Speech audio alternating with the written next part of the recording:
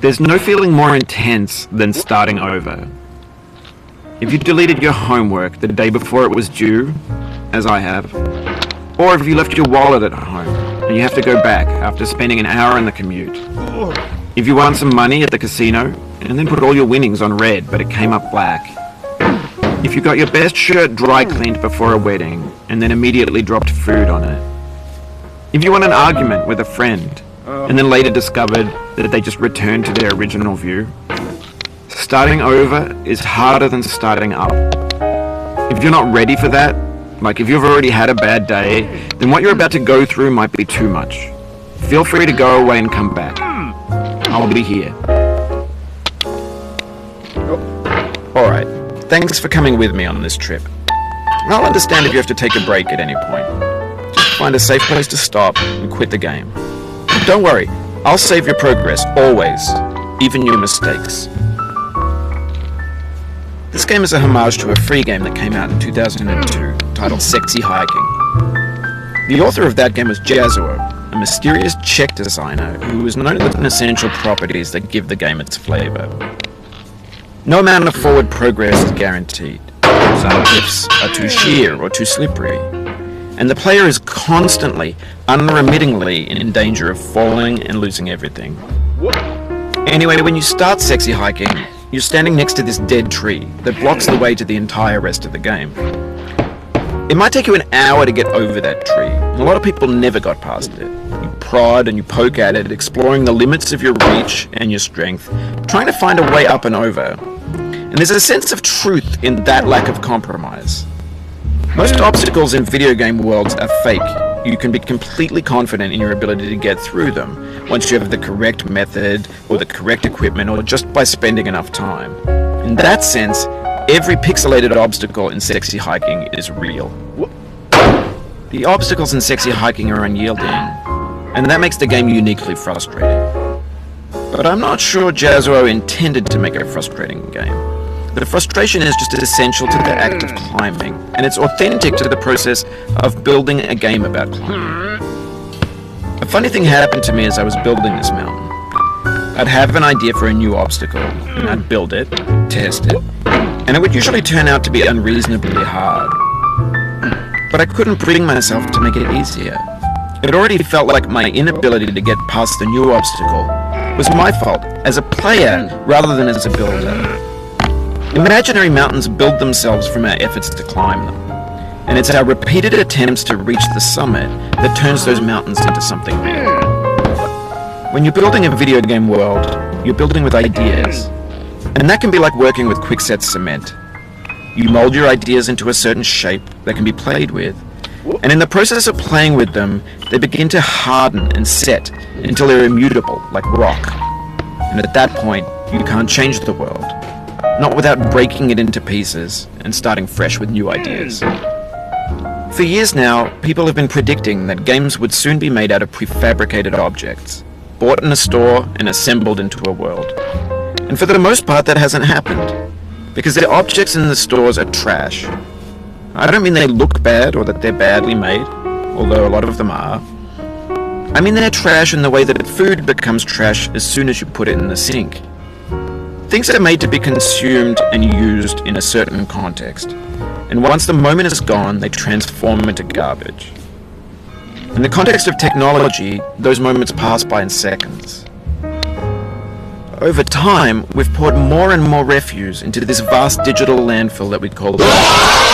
It now vastly outnumbers and outweighs the things that are fresh and untainted and unused.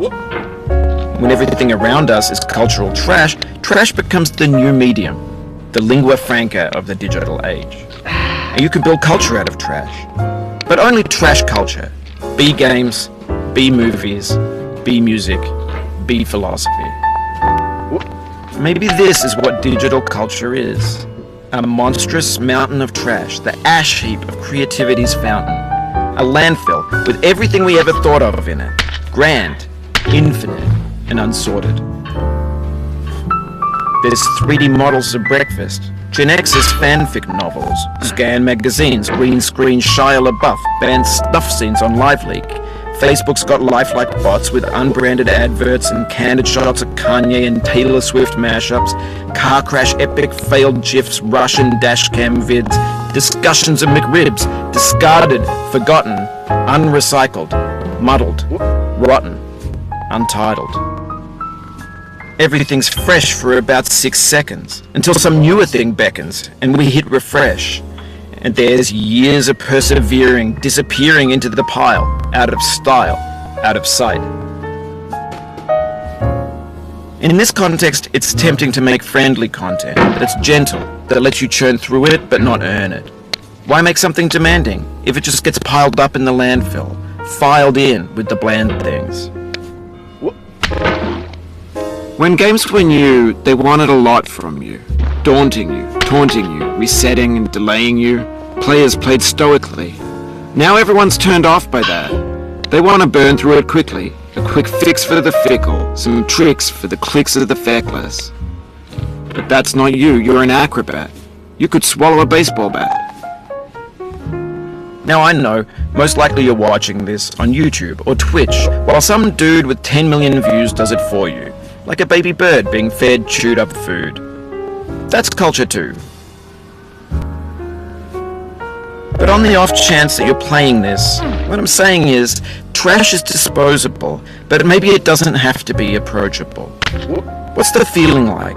Are you stressed? I guess you don't hate it if you got this far, feeling frustrated. It's underrated.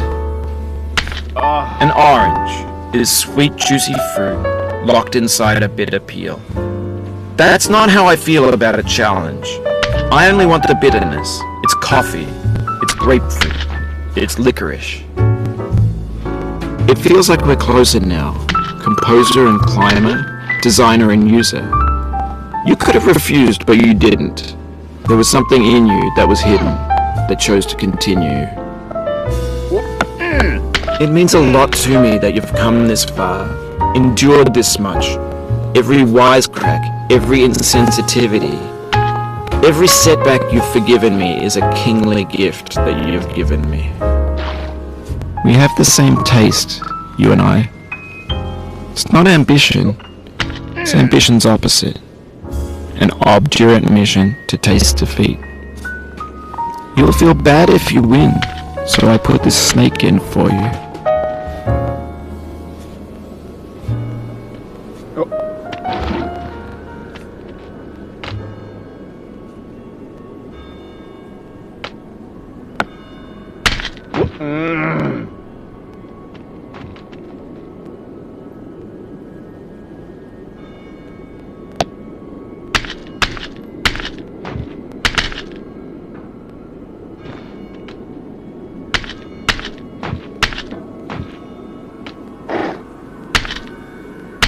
Have you thought about who you are in this? Are you the man in the pot, Diogenes? Are you his hand? Are you the top of his hammer? I think not. Where your hand moves, the hammer may not follow, nor the man, nor the man's hand. In this you're his will, his intent, the embodied resolve in his uphill ascent.